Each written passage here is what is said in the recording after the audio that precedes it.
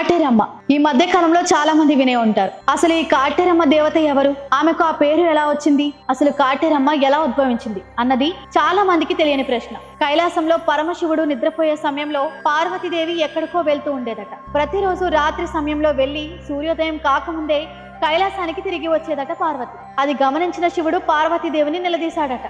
అయితే తనకు తెలియకుండానే అలా జరుగుతోందని చెప్పింది పార్వతి. ఓ రోజు పార్వతీదేవిని శివుడు తెలియకుండా ఆమె వెళ్లిన మార్గం వెంట అనుసరించాడు. ఆమె అడవుల గుండా వెళ్తూ కనిపించిందట. అయితే ఆమె ఒక్కసారిగా కాళికాదేవి రూపంలోనికి మారి పాతిపెట్టి ఉన్న శవాలను బయటకు తీసి తినే ప్రయత్నం చేసింది. దాంతో శంకరుడు ఉగ్ర రూపం దాల్చి పార్వతీదేవిని ఆపడానికి ఆమె వెళ్లే మార్గంలో పెద్ద గొయ్యిని సృష్టిస్తాడంట మహాశివుడు. దాంతో ఆమె అందులో పడిపోయిందట.